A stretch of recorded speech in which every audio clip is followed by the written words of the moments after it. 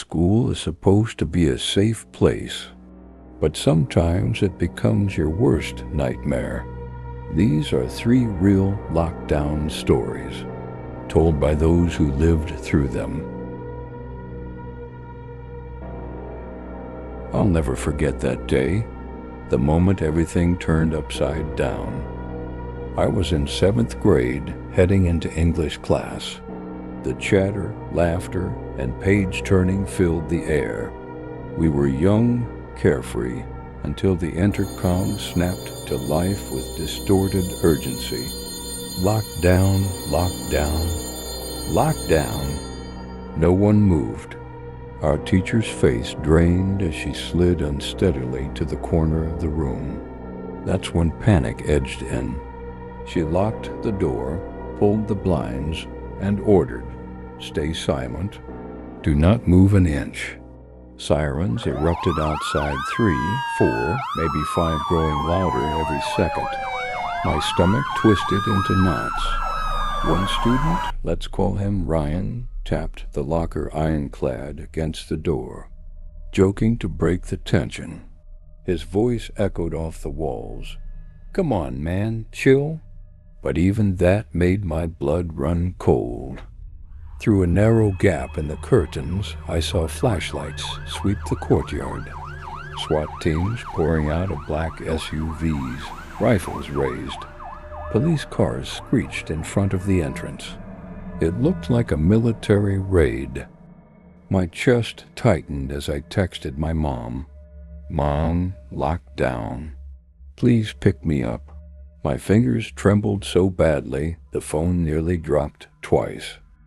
Bulked up officers moved us out in single-file rows, hands pressed against the wall.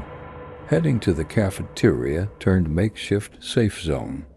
Silence reigned, no giggles, no whispers, just a low hum of terror.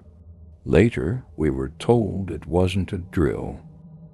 A student had posted a photo on Snapchat showing a gun aimed at the school entrance. In minutes, the entire campus went into high alert.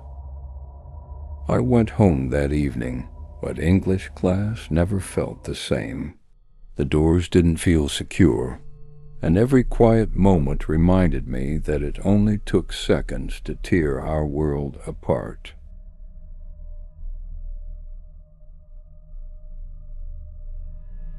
It started like any ordinary day, but ended with a voice I never expected, screaming through the shadows. I was in junior year, seated in 3rd period. Math was dragging on. Then came the announcement, Level 3 lockdown, life-threatening emergency inside the building. Desks skidded, blinds snapped shut. I slipped down in my seat, heart pounding like drums.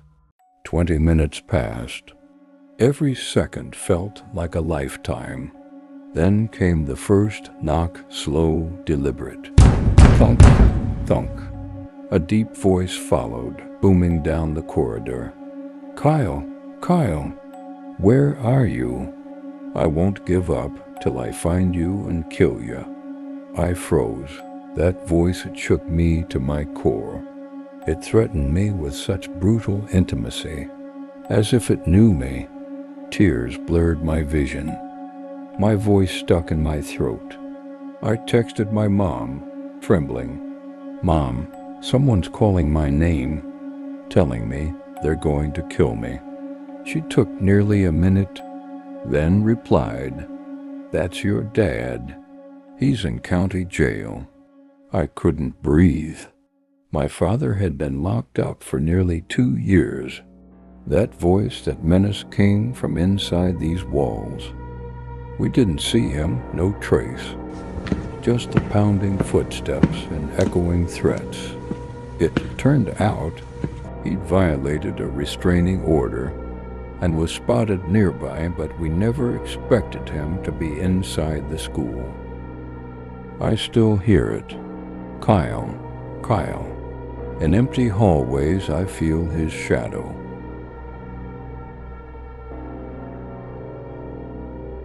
I never felt so small, so afraid, trapped inside what felt like a cage. It was lunch break in the cafeteria chatter, food trays clattering, voices bouncing off the walls. Then the intercom buzzed. Attention, lock down, lock all rooms. This is not a drill. Shock rippled through us. We scrambled, my friends and I dove under tables, backs shielding our heads. Blinds slid down. Cell phones went silent. Minutes later, a noise.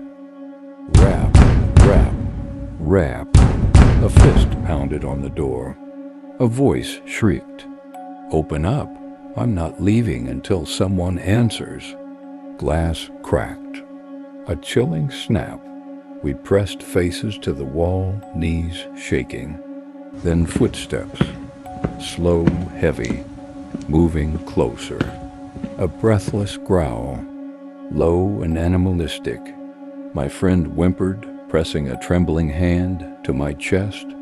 I couldn't speak, couldn't move. Another thud. Knob rattling. Suddenly shouts. Police burst in with rifles drawn. We dove behind overturned chairs. From the torn window, we saw a pale arm reach in, and then retreat as a teacher lunged with scissors, making it drop. It disappeared into the hall. 10 minutes later, news confirmed it. A man armed with a .44 Magnum had slipped in that morning and hid in the gym loft.